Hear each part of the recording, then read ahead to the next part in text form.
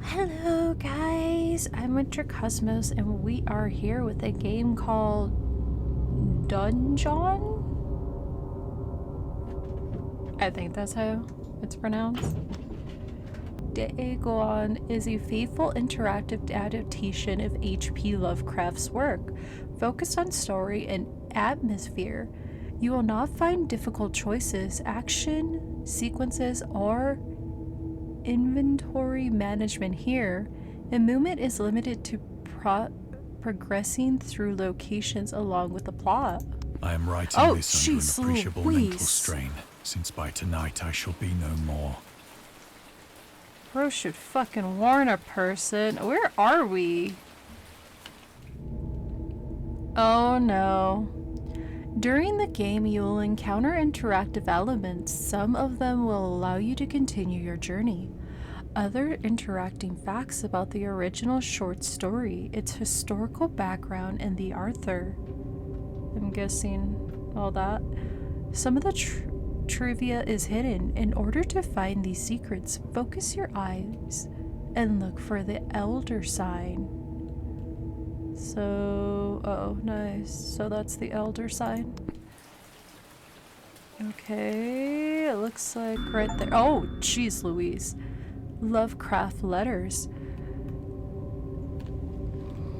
As letters? Oh.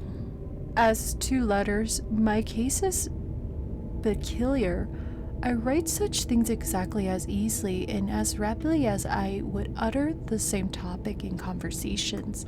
Indeed, epilepsy expression is with me largely, replacing conversations as my condition of nervous post-traumatancy becomes more and more acute. I cannot bear to talk much now, and I am becoming as silent as the spectator himself. My loquacity exceeds itself on paper. H.P. Lovecraft to Redrent Calico, December 23rd, 1917. Throughout his life, Lovecraft penned around 1,000 letters to his friends and fans, out of which about 10% survive to this day.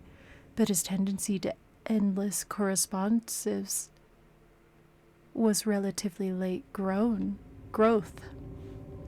In youth, I scarcely did any letter writing. Thankfully, anybody for a present was so much of an ordeal that I would rather have written 250-line postal or a 21-page treason on the rings of Saturn. Selective letters, 1929 to 1931. H.P. Lovecraft. Lovecraft would often skip meals to afford postage. Collections of his correspondence have been published in variety books, and selective letters can be found online. Some readers consider his most important legacy. No. You can read the Discovery Trivia immediately or go back to them later. In the main menu, turn off the displaying trivia if you find that the feature distracts you from the story. This can be changed anytime in the options.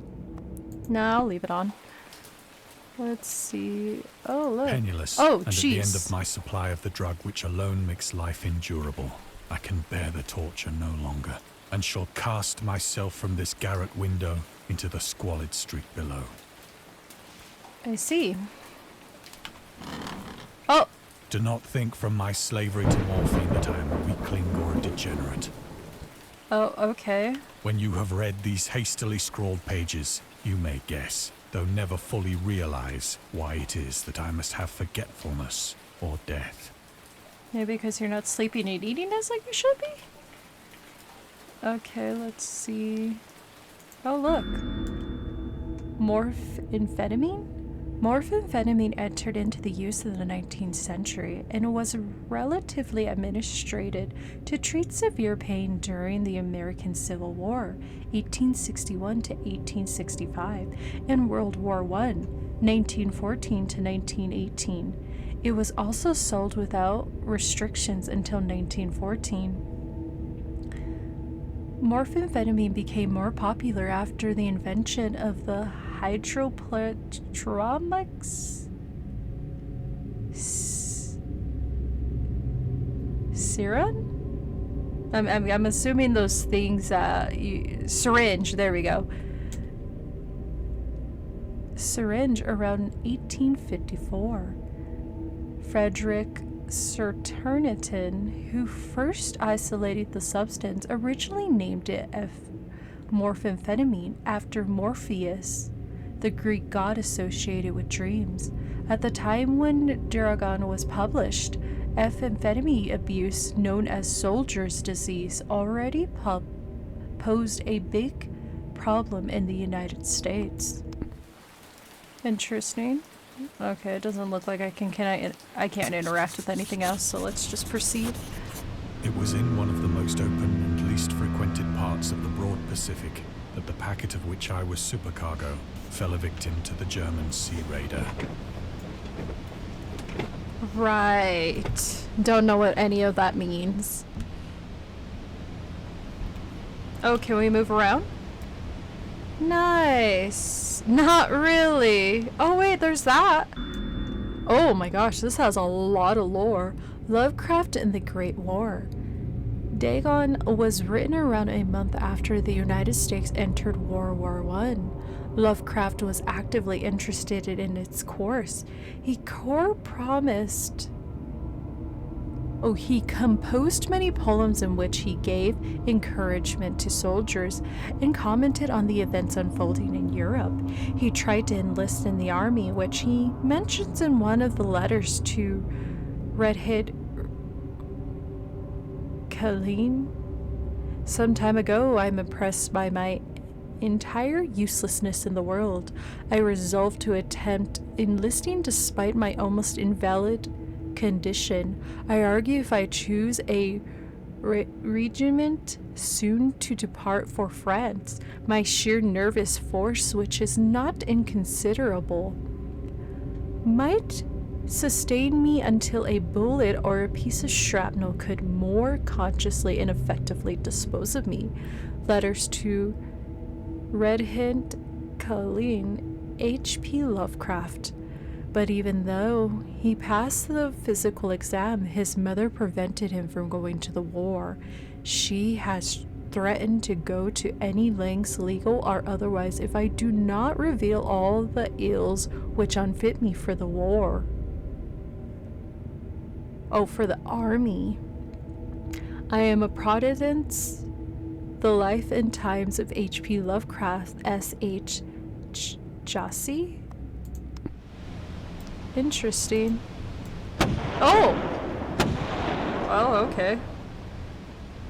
Was not expecting The Great War was then at its very beginning, and the ocean forces of the Hun had not completely sunk to their later degradation. Right. So that our vessel was made a legitimate prize, whilst we of her crew were treated with all the fairness and consideration due us as naval prisoners. Right. So... I've been playing around with my keyboard and mouse because I just don't want to... Okay, so that's clearly to progress the story, and then this is lore. The Huns. The Huns were Central Asian nomads who established a dominancy in the Europe and invaded the Roman Empire in the 5th century AD. They were known as brutal, deadly warriors and masters of quick raids who also developed powerful composite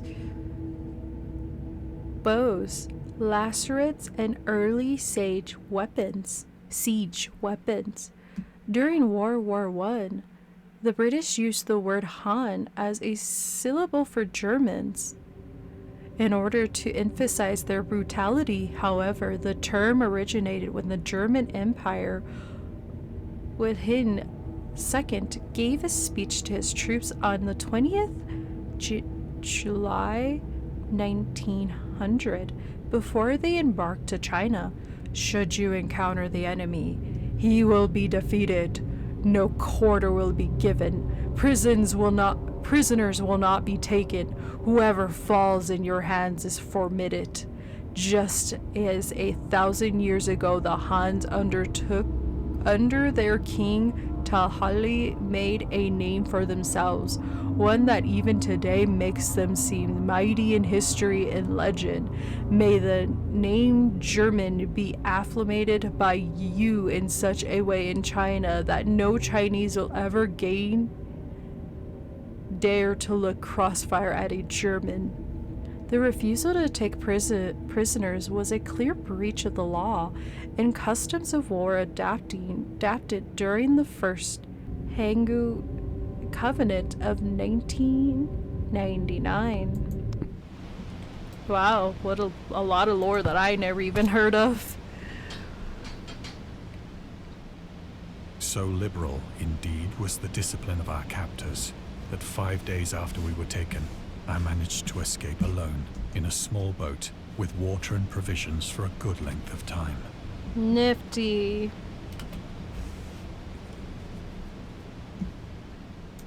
Oh, am I supposed to find something? Okay, so we got that. Alright, I guess that's it. When I finally found myself adrift and free, I had but little idea of my surroundings. Oh no, you're in the middle of the ocean. Never a competent navigator, I could only guess vaguely by the sun and stars that I was somewhat south of the equator. I can only guess vaguely. And what the fuck? Did y'all hear that? Or is that just me? That's a pretty... Of the longitude, I knew nothing, and no island or coastline was in sight.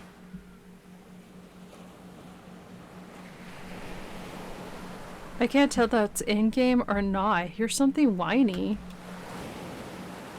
I think it's in-game. It sounds like birds up in the sky or something. I am not entirely sure, but definitely sounds like something. The weather kept fair, and for uncounted days I drifted aimlessly beneath the scorching sun, waiting either for some passing ship or to be cast on the shores of some habitable land. That's gonna suck. You didn't bring anything to cover yourself with? Yeah, I hear it. I think it is seagulls. But neither ship nor land appeared, and I began to despair in my solitude upon the heaving vastness of unbroken blue. No, not into despair. Anything but the despair part.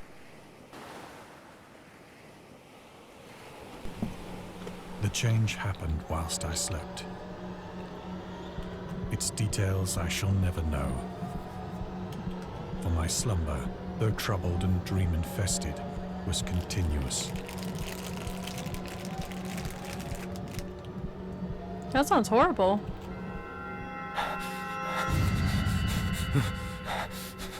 Oh, okay. I guess we're in H.P. Lovecraft now.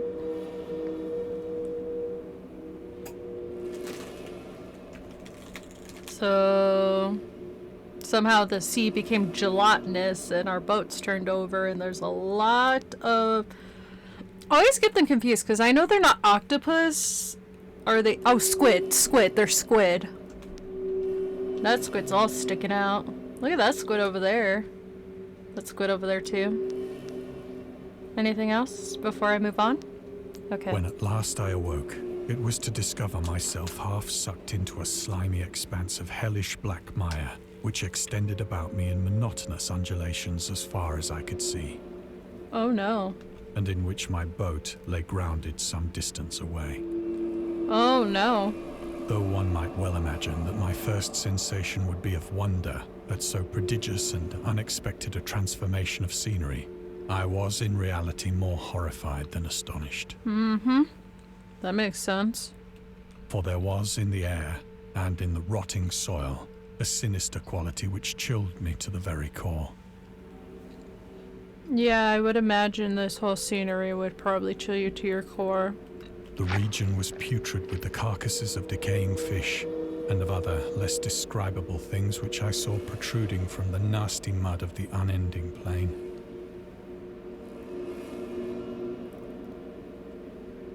I like how they're all tentacle fish. And also, this kind of looks like a desert more than the ocean. Perhaps I should not hope to convey in mere words the unutterable hideousness that can dwell in absolute silence and barren immensity. Oh no. There was nothing within hearing, and nothing in sight, save a vast reach of black slime. Yet the very completeness of the stillness and the homogeneity of the landscape oppressed me with a nauseating fear. Oh. The sun was blazing down from a sky which seemed to me almost black in its cloudless cruelty, as though reflecting the inky marsh beneath my feet. Dude is hardcore hallucinating. Can we not move around? Doesn't seem like we can interact with it. How did our ship get web? Where does a spider? Oh, ew. Ew. As I crawled into the like stranded that. boat, I realized that only one theory could explain my position. It's a theory. It's a game theory. Through some unprecedented volcanic upheaval, a portion of the ocean floor must have been thrown to the surface, exposing regions for which innumerable millions of years had lain hidden under unfathomable watery depths. So that explains the spiderweb on our ship. Also, octopuses would not be that far deep within the ocean. Maybe squid and that weird shell thing with the legs. Oh, what the fuck is that right there? It just moved. Ew. So great was the extent of the new land which had risen beneath me that I could not detect the faintest noise of the surging ocean, straining my ears as I might. I wonder if this could happen if you're in the middle of nowhere, being scorched by the sun, deprived of water, and deprived of food. I'm pretty sure this would start to like kick into your hallucinations, I believe. Then you get all these weird concoctions. Nor were there any seafowl to prey upon the dead things.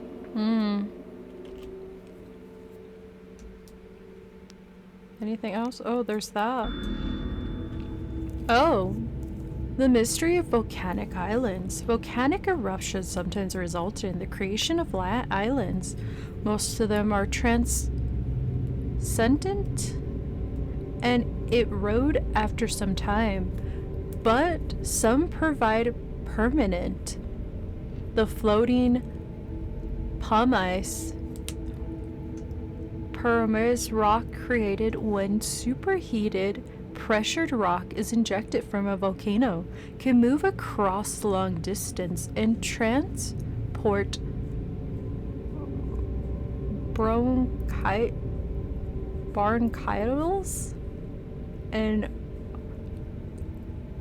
macroalgae that cling to it. In 2001, rifts of palm ice created during the eruption of a volcano near Tangu, Polyasa, eventually reached Australia.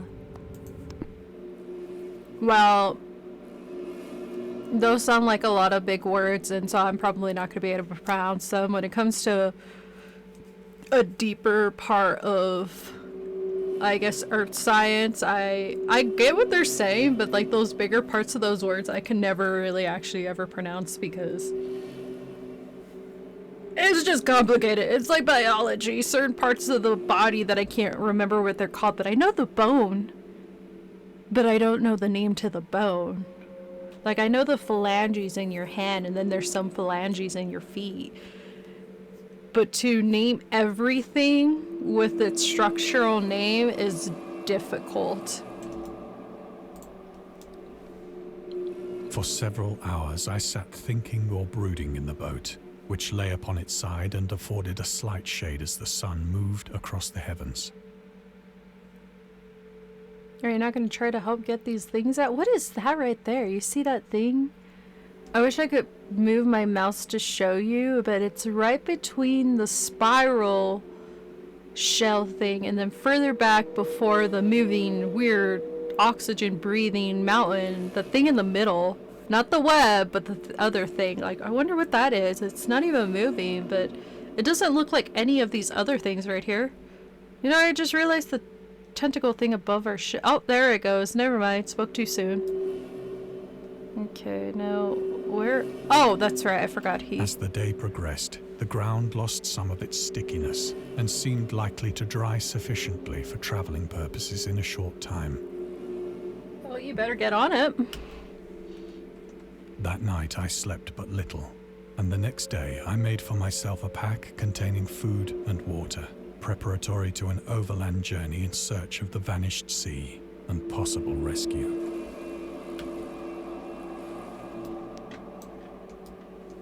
I'm just checking anywhere else. Alright. Onward and forward. Morning, I found the soil dry enough to walk upon with ease. Bro, I really think you're in the middle of a desert. The odor of the fish was maddening, but I was too much concerned with graver things to mind so slight an evil, and set out boldly for an unknown goal.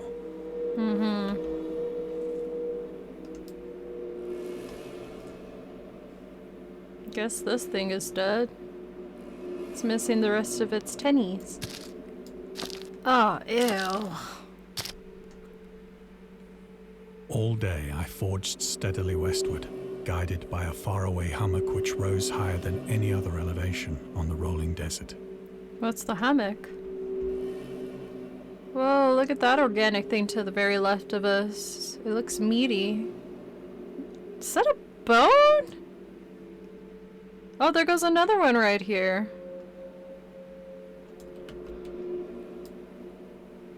I guess no symbol? Okay, whatever. Oh my gosh, it's a killer whale! Or is it just a whale? I think I'm getting two things mixed up. That's sad that this is in the middle of nowhere. And some weird freaking arms. Oh, I kind of feel sad for that one. They rarely come up to the ocean unless they're dying. That night, I encamped, and on the following day still traveled toward the hummock, though that object seemed scarcely nearer than when I had first espied it. Where the hell are you looking at that shows that?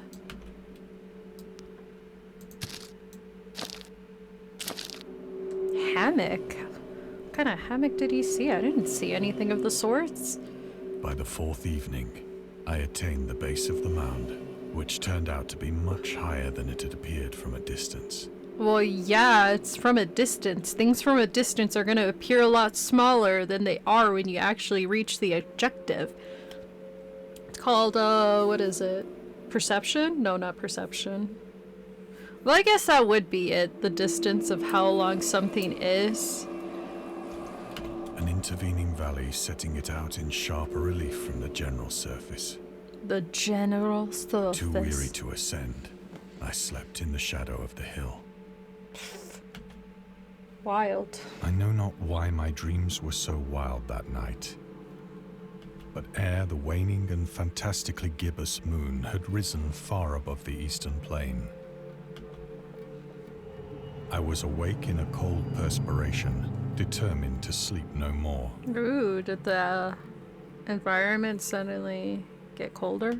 Such visions as I had experienced were too much for me to endure again. Oh.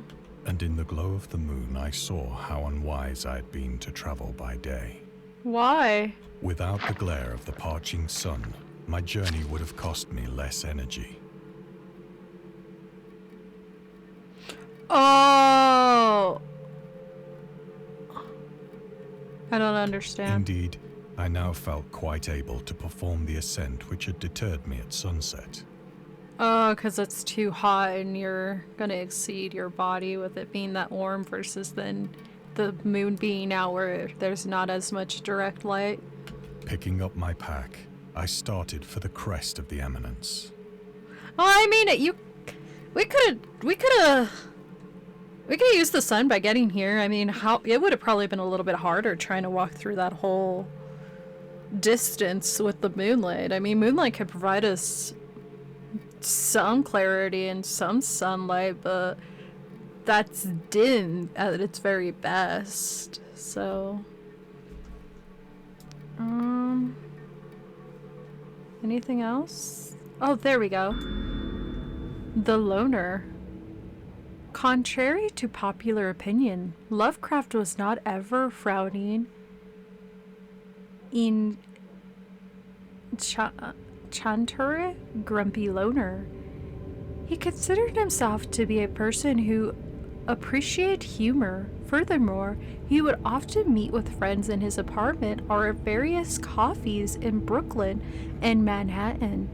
At times, his social life was so intense, his work would suffer for months.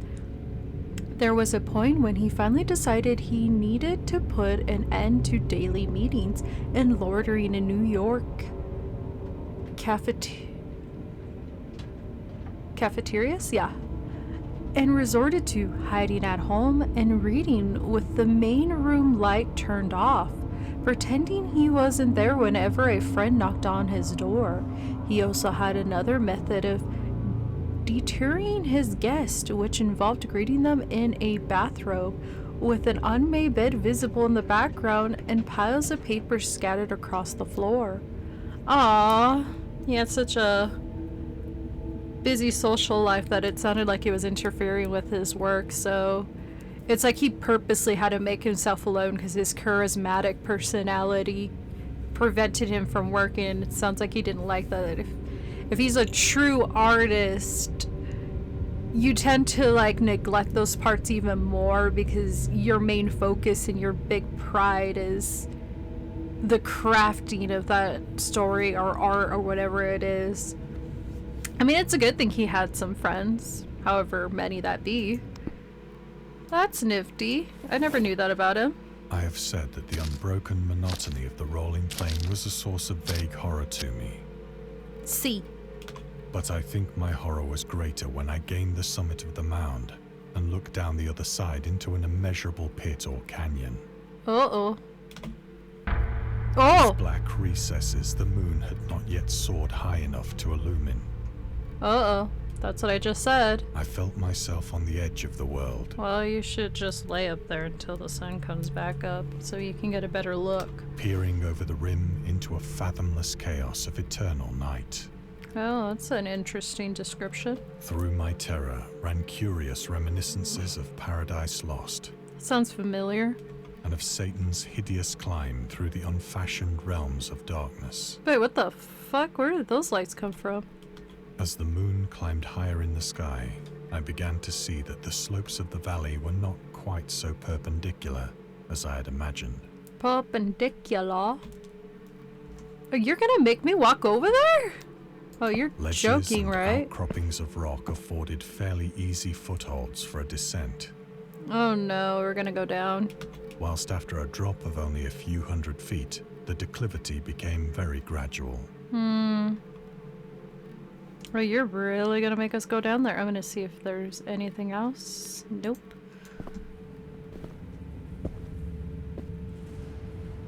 Urged on by an impulse which I cannot definitely analyze, I scrambled with difficulty down the rocks and stood on the gentler slope beneath.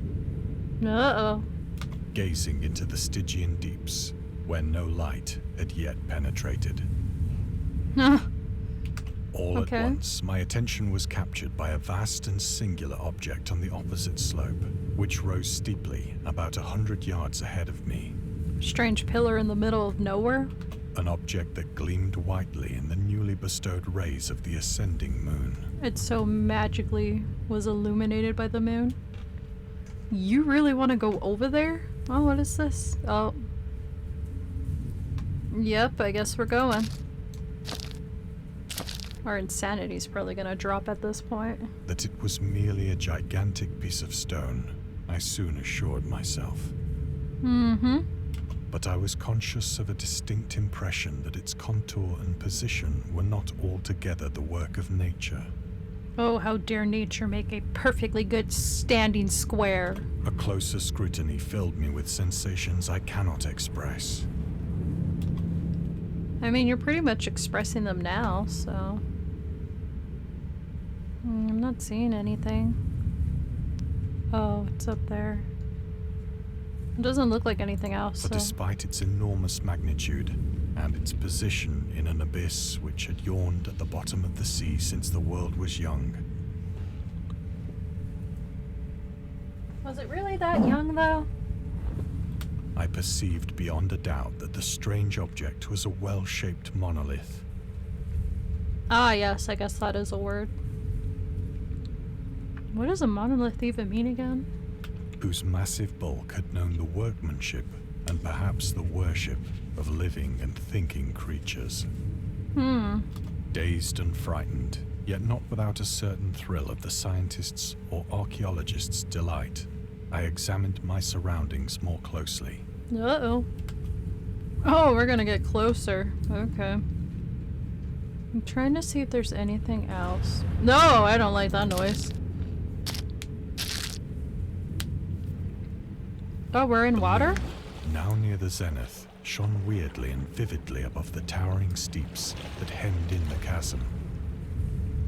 I felt like we should have heard the water. At the distance we were standing previously, we would have heard that already. And revealed the fact that a far-flung body of water flowed at the bottom, winding out of sight in both directions, and almost lapping my feet as I stood on the slope. Nah, we should have been able to have heard that. Water is a very loud source in nature. It's not quiet. That's why they always tell you to revert closer to water, a body of water, because it's a little... Eventually you will find civilization. Across the chasm, the wavelets washed the base of the cyclopean monolith. How do you know how to describe this damn thing? What the fuck is on that? Okay, we see a bunch of oceanic life, the ocean, mer people. What the fuck are those faces? Oh, even the whales are down there.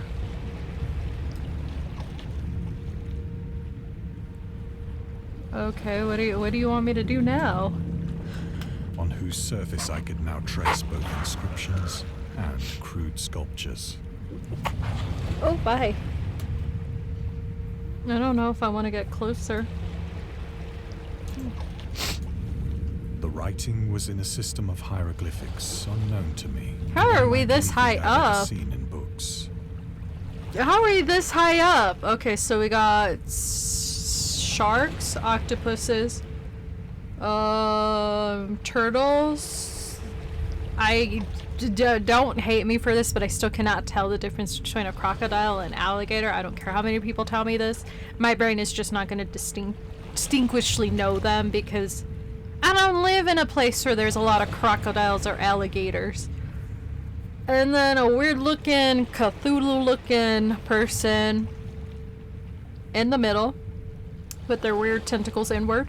And then we got seashells and some turtles on the side with some jelly, horsefish, and crabs. And it looks like different variations of carnival predators. Consisting for the most part of conventionalized aquatic symbols such as fishes, eels, octopi, crustaceans, mollusks, whales, and the like. Where is the eels? I didn't see no eels. I see jelly. But I don't see it. Oh, right up there above the fish in the corner. Okay, up in the right corner, left corner. Several characters obviously represented marine things which are unknown to the modern world.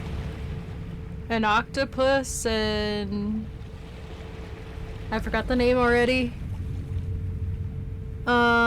Squid? I don't know what that thing in the middle is though. That's definitely not something I've seen, so that's probably like H.P. Lovecraft. And then there's urchins, I think is the name, and then that weird spiky fish. I don't know the name of that one either. But whose decomposing forms I had observed on the ocean-risen plain. It was the pictorial carving, however, that did most to hold me spellbound. Okay. Oh no. Storytelling mythologies. Dagon contains many themes and storytelling mythologies that Lovecraft developed in his later works, such as telling the story through carvings at the Mountains of the Madness, the Nameless City, journals and character notes, the Shadow Out of Time, the Hunter of the Dark, islands emerging from the ocean, the Call of Cthulhu, or fictionals began in deities based on real life, on real events and mythologies, Mango in the Whisperer in Darkness. It also is considered the origin of the popular Cthulhu mythos. Some of Lovecraft's other stories also conclude in a manner similar to Dagon, but let's skip the details in order not to spoil the ending. Oh, interesting. Plainly visible across the intervening water, on account of their enormous size, were an array of bas-reliefs whose subjects would have excited the envy of a doré. What the fuck is a doré? I've never heard of that word. I think that these things were supposed to depict men, at least a certain sort of men. Mermen. Though the creatures were shown disporting like fishes in the waters of some marine grotto. Yeah, because they're merfolks. The endless variety of unacknowledgeable part of the sea. There's only 6% to this day that has been discovered versus, I think, 98 of discovery out in space. We know more in space than we do within our own ocean. So who's to say what's down there with only 6%? You think we'd know more given the fact that the Earth is surrounded spear with water. Or paying homage at some monolithic shrine which appeared to be under the waves as well. Ooh, the spookiness of it all. Of their faces and forms I dare not speak in detail. Why? I think it would have been cool because it's unique to know that in this storyline there may be other entities aside from the human race that cohabits the land. There is something cohabiting the water, and obviously it looks like there is a hierarchy of where all this stuff stands. So like at the very top surface level of the ocean, you get like the fish in all its categories, and then below the water, the deepest parts I would imagine is where this is all at, is you get all these mythological beings that are fish people, this weird monograph? I already forgot how to pronounce it. I'm guessing is where it's usually at, so we're currently looking at the thing that is painted right there in the middle. For the mere remembrance makes me grow faint. You've been here before. Grotesque beyond the imagination of a Poe or a Bulwer. Oh, that's its faces! Those are the things up there's faces. I just now realized that. Oh, you guys are kind of hideous. I mean, I guess that's fair. You're in the ocean. If you're in the deeper part of the ocean, not a lot of sunlight gets down there. So for you guys to look ugly would make a whole lot of sense. They were damnably human in general outline, despite webbed hands and feet, shockingly wide and flabby lips. That's kind of rude and disrespectful. Like, how are you gonna call them ugly when we're just as ugly as them? Glassy, bulging eyes, and other features less pleasant to recall. Very judgmental, man. Curiously enough, they seem to have been chiseled badly out of proportion with their scenic background. For one of the creatures was shown in the act of killing a whale, represented as but little larger than himself. Oh, whoa. If he had his tail out, he would be actually a lot longer than the whale itself. And whales are pretty large creatures in the ocean. Wonder which one of those it is. I want to say it's probably the one at the upper top middle. I remarked, as I say, their grotesqueness and strange size. Rude, my man! But in a moment decided that they were merely the imaginary gods of some primitive fishing or seafaring tribe. I don't think so. Some tribe whose last descendant had perished eras before the first ancestor of the Piltdown or Neanderthal man was born. I don't know if I believe that entirely. My dude stood up really tall to see all of that. Like, he floated or he flew up there. I wouldn't know how he would be able to see all the way at the top. Awestruck at this unexpected glimpse into a past beyond the conception of the most daring anthropologist, I I suppose. stood musing whilst the moon cast queer reflections on the silent channel before me. Yes. Then, suddenly, I saw it. Saw what? Something's coming out of the water! With only a slight churning to mark its rise to the surface, the thing slid into view above the dark waters. Oh, it's leaving? I didn't even get a chance to see it. Oh, fuck! Loathsome, it darted like a stupendous monster of nightmares to the monolith. What the fuck is this? That water did not look depth enough. How did that merge from that? About which it flung its gigantic scaly arms, the while it bowed its hideous head and gave vent to certain measured sounds. No, that's not good. And we're right next to it, so obviously it's going to distort our line of vision, along with our hearing. I think I went mad then. You don't say. Of I'm a my little- frantic ascent of the sloping cliff and of my delirious journey back to the stranded boat, I remember little.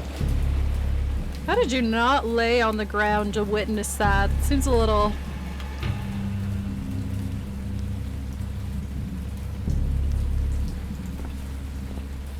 We're not gonna stay to see the rest of it? Some anthropologist you I are. believe I sang a great deal and laughed oddly when I was unable to sing. A mad one, this one.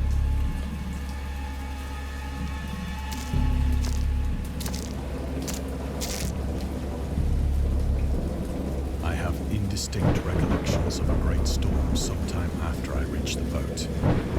No, is the water coming back now? At any rate, I know that I heard pearls of thunder and other tones which nature utters only in her wildest moods.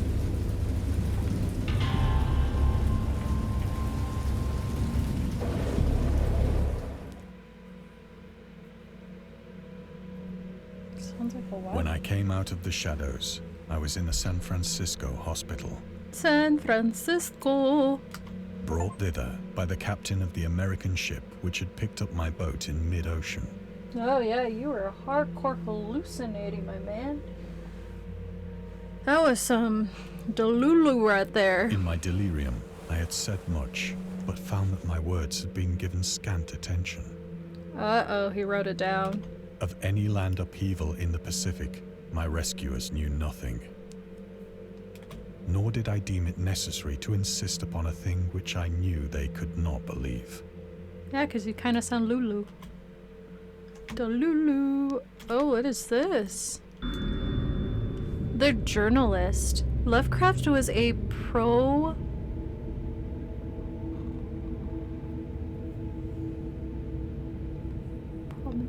Lovecraft was a prominent figure in the world of amateur journalists in 1950.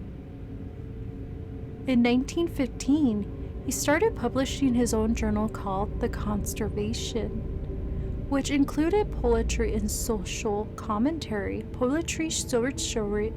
Oh, I fucked up that entire sentence. Lovecraft was a prominent figure in the world of amateur journalism. In 1915, he started publishing his own journal called The Conservation, which included political and social commentary, poetry, short stories, and literature criticism written by him and other authors. Hodward was a skilled wordsmith, but he also took criticism to heart, which resulted in his decision to step away from writing poetry and concentrate on weird fiction again. For the first time since his teenage years, Dagon, published in 1919, is one of the short stories written during that period. In this example extracted from The Conservation, the master of horror fiction explains his attitude towards warfare and the idea of world peace. Why any sane human being can believe in the possibility of universe peace is more than the conservation can fathom. Should there... Oh my gosh, I'm gonna have to reread that all up. Why any insane being can believe in the possibility of universe peace is more than the conservative can fathom. Should the entire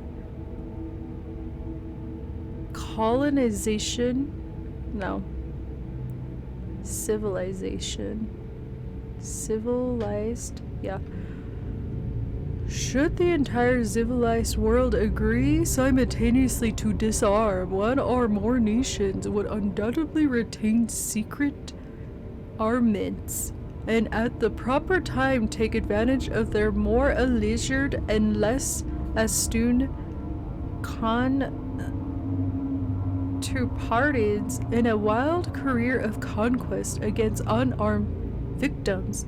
No country is, or ever can be above warfare until the basic impulses of the human animal should have miraculously changed. Oh, interesting. Oh, we don't have a body!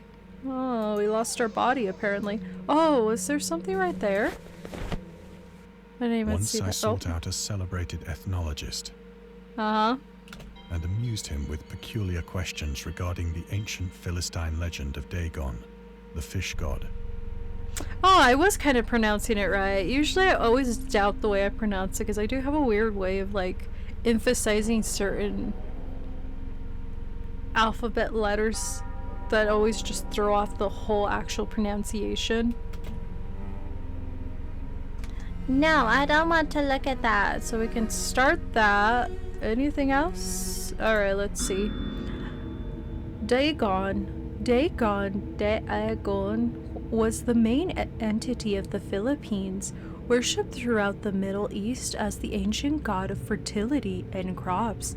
In Hebrew, the word Dagon has a common noun for grain. The rulers of Akkad,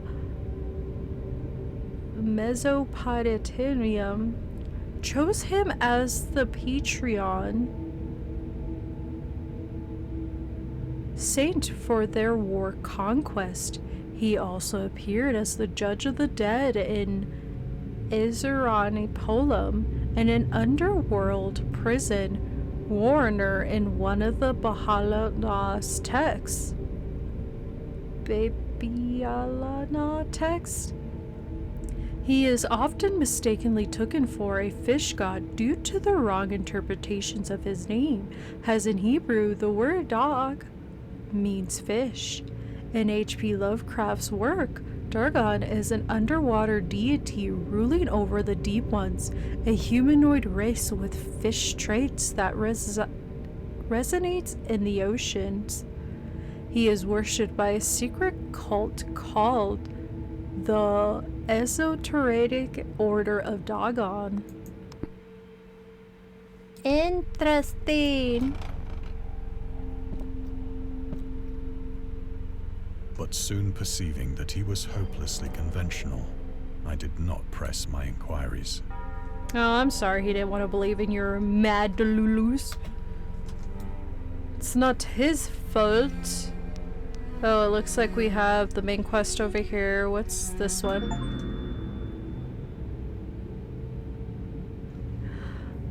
Augustine Derleth in the Cthulhu mythos.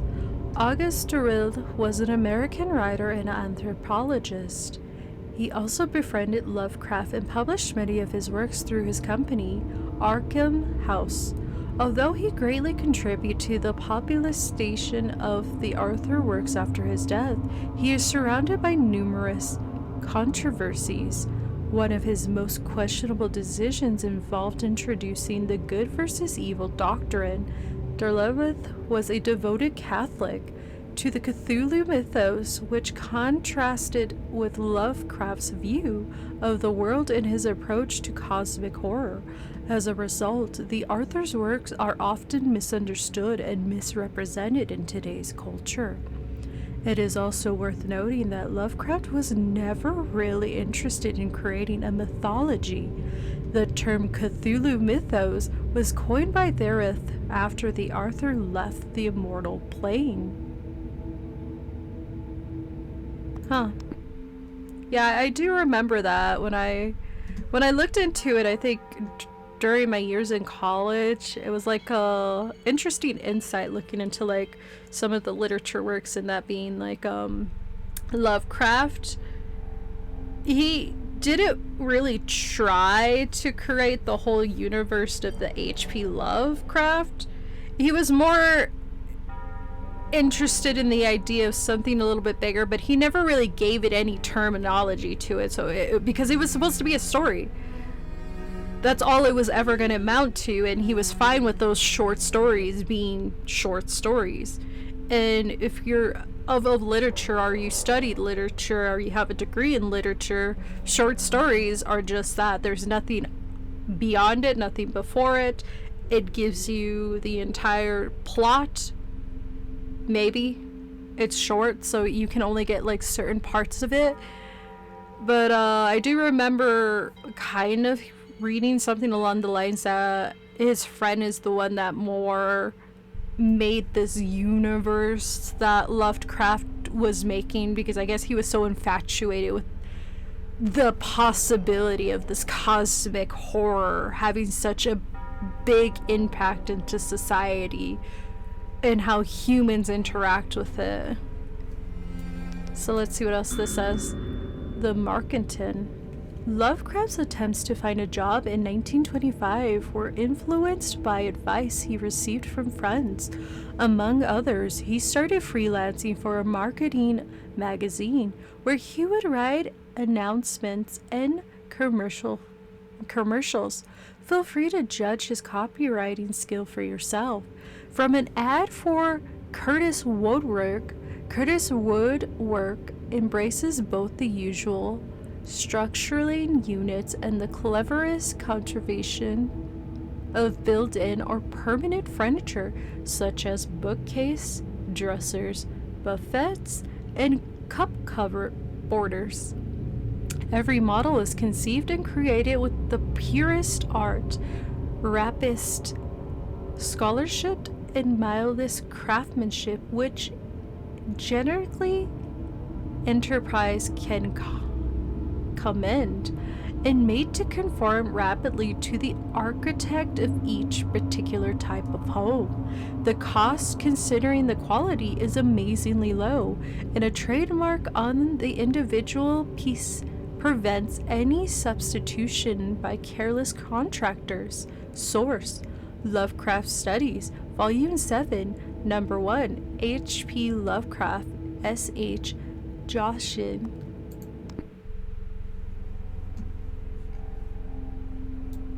I'm just trying to see if anything else. I guess not.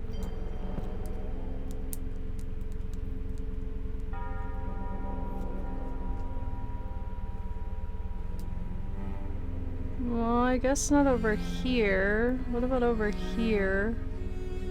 Nothing over there? Alright. We're just going zigzag before we can make it out. It is at night, especially when the moon is gibbous and waning, that I see the thing. Oof, you're That must have been hard writing with the feather.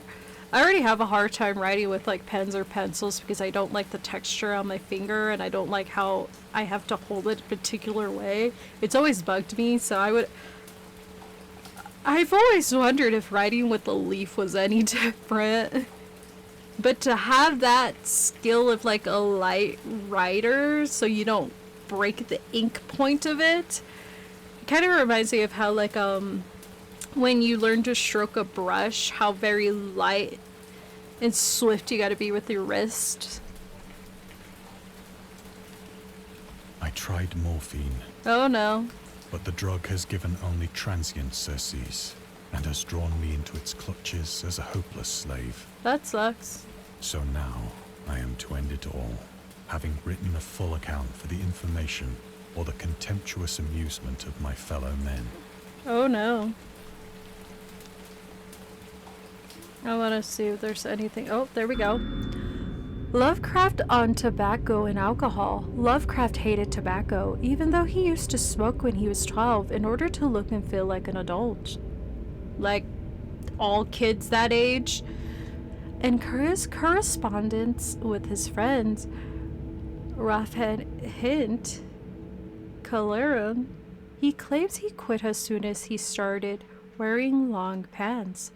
He also had a very strong opinion about alcohol, as evident by his letter to Zelia Brown, dated 13th February 1928. Oh wow, I didn't know he was alive during the 1920s. That's wild. As for the matter of drinking, I have never tasted intoxicating liquor and never intend to, having a strong aesthetic disgust at anything which blanks our horizons, the delicate nature equiescent of the involved human intelligence and imagination. Drinking excited my personal representation. Oh, that representation. Hansen. I'm so sorry if I cannot pronounce all these words. I was not expecting it to throw such blah blah. Yeah. I'm gonna laugh if I go to bed later on tonight and all these words just magically appear in my brain, because yeah, my brain tends to do that, where when I want to pull it out, it's like, that's non-existent, sorry, can't help you there. And then 5 to 6 hours later, or maybe even an hour later, my brain's gonna slap me with that information when I no longer need it. Hence, I don't drink. Let the horrid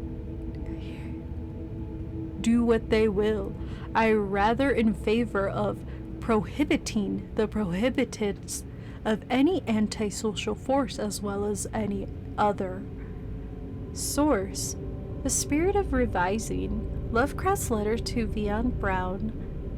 Read Bioshop. H.P. Lovecraft. Sin Brani and Andrew Lehman. S.T. Jossie. I am always just changing that name, aren't I? Often, I ask myself if it could not all have been a pure phantasm. No, that's a strange way to label it. Phantasm A would mere be. freak of fever as I lay sun-stricken and raving in the open boat after my escape from the German man of war. Oh yeah, he did go regardless of his mother's wishes, didn't he? This I ask myself, but ever does there come before me a hideously vivid vision in reply. I remember that now. Yeah, I'm pretty sure the cosmic horror, I'm not 110% sure, so take it with a grain of salt. I think that's when it started, when he saw the true aftermath of what war was going on with World War I. And I'm pretty sure he was not expecting it to be that harsh. I mean, reading it and wanting to support are like two different kind of concepts, but presently being there at the moment it happens that's a harder pill to swallow, I believe. I cannot think of the deep sea without shuddering at the nameless things that may at this very moment be crawling and We're floundering, floating in slimy again. bed. We're floating again. worshipping their ancient stone idols and carving their own detestable likenesses on submarine obelisks of water-soaked granite. That's a massive bean. I dream of a day when they may rise above the billows to drag down into their reeking talons the remnants of puny, war-exhausted mankind. Of a day when the land shall sink and the dark ocean shall ascend amidst universal pandemonium. It's always New York. New York is always the center of all these attacks to happen. That's just so hilarious. Wow, that's a lot of sea life. Imagine how big those things are. Oh, I didn't even realize that that was there. I was busy looking at the sea life moving. Oh. The end is near. Oh, that sucks, bro. I hear a noise at the door, as of some immense slippery body lumbering against it.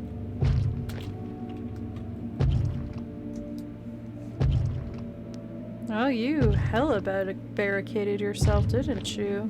What do you think is behind there? Shall not find me. How are you gonna leave?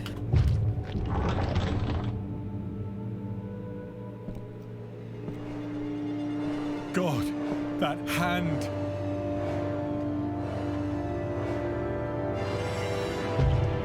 The window! The window! Oh!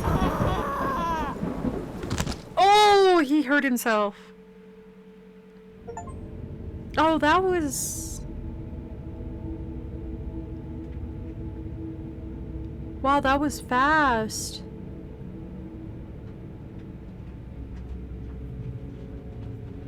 What are the DLCs? Yeah, that was the end of it. It was very immersing. Very short. I was expecting it to be a little bit longer for the build-up, but it got straight to the point. I didn't realize how fast to the point it was. So that's it for Dagon. There definitely looks like there's a DLC. I don't know if it's free, but they do have 2 other pieces of work. So until next time, I shall see you. Bye!